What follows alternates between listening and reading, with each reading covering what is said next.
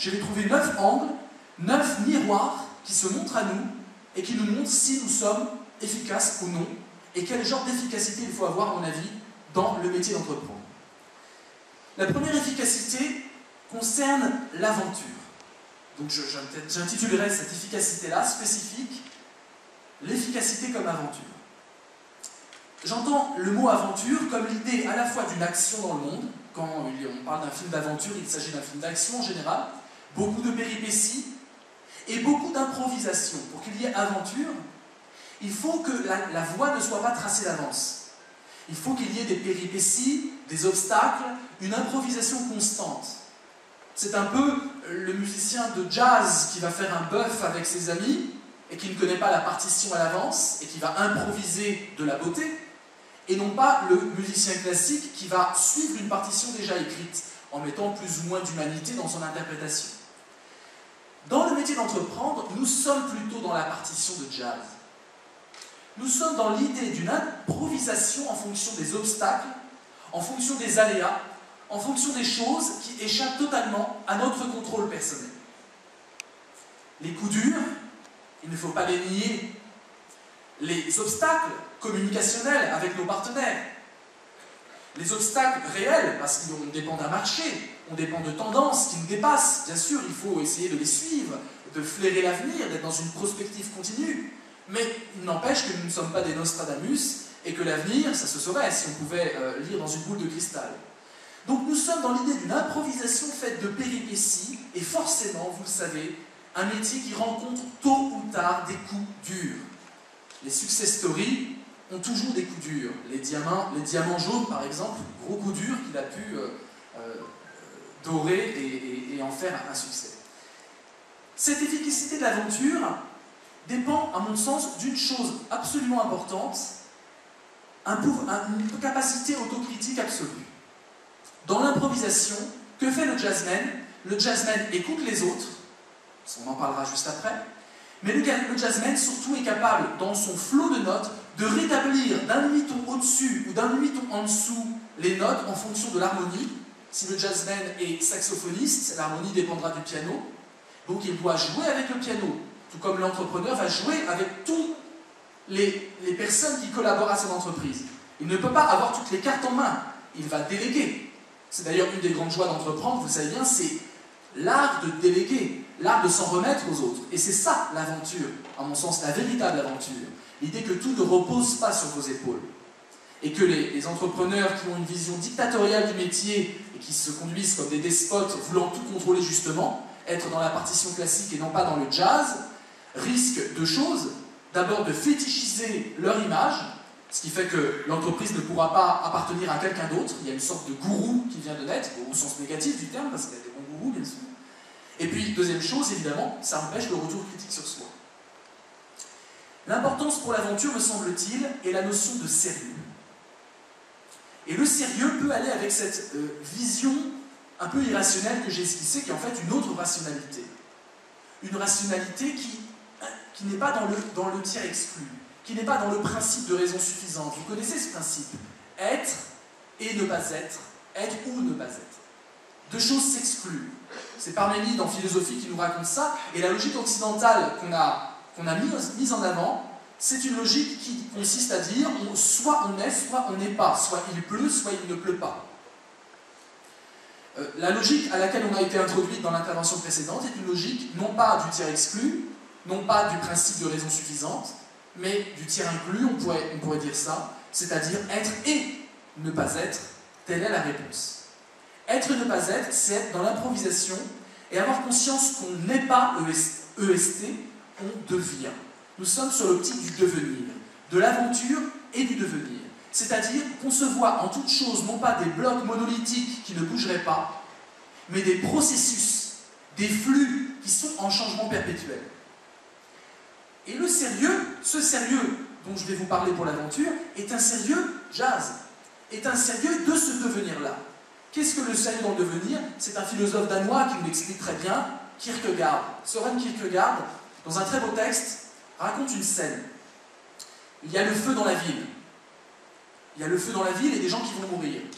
Tout le monde se précipite, tout le monde remplit des seaux d'eau pour aider. L'humanité en nous crie, l'humanité en nous veut que nous aidions ceux qui risquent de mourir. Et donc les gens qui sont proprement incompétents pour éteindre un feu se ruent sur les seaux d'eau, il y a une cohue pas possible, les gens se rentrent dedans, les ordres ne peuvent plus être dits, et quand les pompiers arrivent, c'est la pagaille, et on a perdu des vies.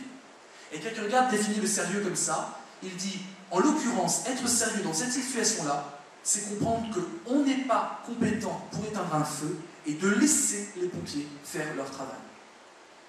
Le sérieux n'est pas une omniscience, n'est pas une compétence multiple et foisonnante. Le sérieux est une juste conscience de nos compétences. Il est aussi sérieux d'avoir conscience de ses lacunes que d'avoir conscience de les choses que l'on sait.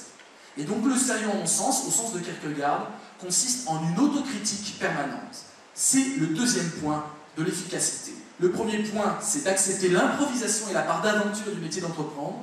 Le deuxième point, c'est ce que j'appelle le besoin comme efficacité. J'appelle ça le besoin. Le besoin, c'est cette conscience de l'autocritique permanente et donc d'un retour sur soi. Et je pense que depuis une dizaine d'années, les entrepreneurs sont de plus en plus sensibilisés à l'idée que l'acte d'entreprendre est un acte qui consiste à un retour sur soi aussi, à travailler sur soi, à évoluer aussi mentalement, psychologiquement et dans son rapport aux autres. Cette efficacité liée au besoin passe nécessairement par une compréhension de l'autre qui consiste à dire « je deviens grâce à l'autre ». Le devenir n'est pas un devenir autocentré. Ce n'est pas « je deviens », on nous a un peu induit à ça, souvent.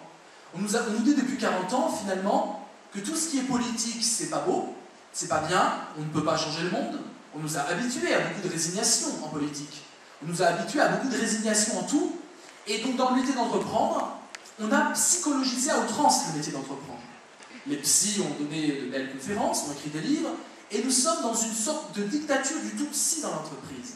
Comme si l'acte d'entreprendre dépendait purement du développement personnel et d'une conscience personnelle, d'une logique de l'entrepreneur avec lui-même. Avec cette idée qui, selon moi, est fallacieuse, tu ne peux pas changer le monde sans te changer toi-même. Et c'est là où je mettrai un petit bémol par rapport à la pensée bouddhiste. Gentil et cordial bémol, mais un petit bémol. Parce que la conscience, l'idée qui consiste à dire tu ne peux pas changer le monde, il faut d'abord te changer toi-même, est une idée périlleuse au niveau politique. Et en France, nous avons quand même une tradition politique extrêmement forte, et je dirais une sensibilité politique extrêmement forte.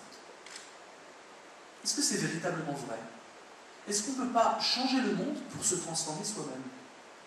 Est-ce que nous n'avons pas vu des changements, ne serait-ce que dans l'histoire de France, où le monde se transformait radicalement et les individus s'en retrouvaient métamorphosés, exultants de joie, exultants de possibles qui tout d'un coup s'ouvrent à eux alors qu'ils étaient dans des impasses, des résignations et des dépressions. Bien sûr, nous avons une efficacité sur le monde extérieur du point de vue de notre propre conscience, mais il faut mettre la flèche dans les deux sens. Il y a une réelle efficacité de l'extérieur sur notre propre conscience. À tel point que j'ai envie de changer de paradigme et de vous montrer que notre efficacité est possible, non pas une efficacité strictement psychologisante, change ta tête, change ta façon de voir le monde, bien sûr c'est important, il ne faut pas le nier, mais il y a aussi une conscience que dans l'entreprise, il y va plus de politique que de psychologie. Dans l'entreprise, nous avons des rapports de force, nous avons des hiérarchies, nous avons des supérieurs, nous avons des personnes qui ne sont pas d'accord et qui doivent tomber d'accord et qui vont argumenter et qui vont batailler. Nous avons de réels rapports de force et nous avons du vivre ensemble et du commun. C'est la définition même de la politique avant même de tomber dans la psychologie. Je pense qu'il faut réhabiliter la notion que l'entreprise est une affaire aussi politique, de la micropolitique, de la politique interne, mais c'est quelque chose de politique au sens philosophique du terme, à savoir des rapports de force et des volontés peut-être contrastées, peut-être opposées, qui doivent être mises en œuvre. Ça nécessite une troisième dimension à l'efficacité. Non seulement ce besoin de salut dont je parlais tout à l'heure, mais également un besoin de complicité. C'est ma troisième notion d'efficacité. La complicité comme efficacité. Alors là c'est très compliqué parce que nous sommes tellement englués dans le tout psy que nous ne pouvons pas concevoir la complicité, c'est-à-dire le rapport aux collègues, le rapport aux partenaires. Complicité, ça peut être aussi des structures qui sont complices. Vous savez bien, pas forcément des individus, des partenaires. cette idée de réseau qui se crée, qui est très à la mode aujourd'hui, cette communication en réseau, nous avons une vision trop psychologique de tout ça. Or, il n'en va pas de psychologie. Il en va certes de relations humaines, mais pas forcément de psychologie. D'ailleurs, un exemple très, très parlant pour vous expliquer ce que je veux vous dire, c'est de concevoir la notion même d'amitié. Avec votre ami, vous ne faites pas de psychologie. Avec votre ami, vous êtes amis, et vous vivez une vie d'amis. Vous mangez ensemble, vous parlez des choses, bien sûr il peut se confier à vous, vous pouvez vous confier à lui, la confiance est là, nécessaire. Et pareil pour l'entreprise, toute relation de complicité doit être fondée sur la confiance. Je sais qu'il y a une loyauté, peut-être pas une fidélité, je n'aime pas ce mot à connotation conjugale, mais en tout cas une loyauté, à savoir que je sais que si j'ai besoin de toi, tu seras là. Tu seras au rendez-vous, tu seras là pour m'aider. La loyauté, c'est l'inscription d'une amitié dans le temps. Et l'idée qu'on ne peut pas retourner sa veste en un claquement de doigts parce que la conjoncture est différente. Il y a une trace mémorielle de l'amitié. Je me souviens que nous sommes amis. C'est l'amitié inscrite dans le temps. Dans la complicité, pour sortir du tout psy, pour sortir de la psychologie, il faut revoir qu'est-ce qu'une amitié. Une amitié, toute amitié est fondée sur une chose essentielle. Vous allez voir qu'elle est autant politique que psychologique.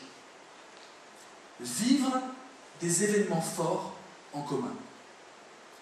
À partir du moment, quels que soient les événements, des peines comme des joies, des douleurs comme des moments de victoire, d'exaltation et de réussite, dès que vous vivez des événements, et donc c'est l'événement qu'il faudra questionner, des événements forts, c'est-à-dire hauts en émotion, vous créez, vous tissez une amitié. J'insiste sur le verbe tisser. Je parle du mélange humain. Mais le mélange, ça doit prendre, il faut que ça tourne, il faut qu'un fil soit tissé. Les amitiés se tissent. D'ailleurs, la complicité est un mot absolument formidable en français, parce que ça veut dire être dans les plis de l'autre. Plica en latin, c'est le pli. Et comme, vous savez, en latin, c'est avec. Être, entrer dans les plis de l'autre. La complicité, c'est vivre des événements forts en commun et partager ces événements-là. À tel point que plus on vit d'événements forts en commun, plus va se tisser, va être secrété une mythologie commune, une façon de parler en commun, une culture maison, des mêmes valeurs, des mêmes repères. Pensez aux vieux amants qui ne fonctionnent que par private joke. Ils disent une chose, l'autre rigole, on n'a rien compris. Parce qu'ils ont une mythologie en commune. Et parce que dire, tu te souviens de Malte, c'est convoquer tout un monde leur voyage à Malte, et nous sommes complètement exclus, nous n'avons pas vécu le voyage à Malte. Nous n'avons fait que regarder leur album, par exemple. La complicité, c'est vivre des événements communs et les archiver. Et bien, au niveau de l'entreprise, c'est exactement pareil. Archiver les vécus en commun. Au niveau des collègues, au niveau des relations d'entreprise, il s'agit de concevoir que le rapport à l'autre dans la complicité est un rapport qui me transforme. Il n'y a pas de complicité sans transformation mutuelle. De quelle nature est cette transformation? Je vais aller vite. Elle est de l'ordre d'une interpénétration. Un peu de moi entre en l'autre, un peu de l'autre entre en moi. C'est ça le mélange. Précisément ce que je définis par le mélange dans mon livre « Mélangeons-nous, enquête sur l'alchimie humaine ». Le mélange n'est pas une fusion où les individus seraient dissociés. Le mélange est une alternance entre des moments de fusion, on partage des événements forts en commun, le jazz dont je parlais tout à l'heure, de l'aventure en commun, de la passion en commun, du travailler ensemble, et puis on se dissocie, on rentre chez soi, on dit à demain, au revoir, et on revient à soi, mais on revient à soi transformé par l'autre. Concevoir le métier d'entrepreneur, c'est concevoir que vous êtes destiné à une vie très intense, car il en va de l'aventure, du besoin, mais aussi de la complicité. Vous aurez des complicités extrêmement fortes, car sur la corde raide, vous allez devoir agir en commun, et dans un flux tendu, vous allez effectivement partager des émotions. Ces émotions-là vont vous transformer et changer votre façon de voir. Et on comprend ce qui a été dit précédemment, pour faire encore le lien. Donner effectivement aux pauvres, c'est-à-dire en fait trouver de l'altérité et échanger de l'altérité, c'est évidemment vous nourrir. On ne peut pas donner à sens unique, vous savez bien, ça va dans les deux sens.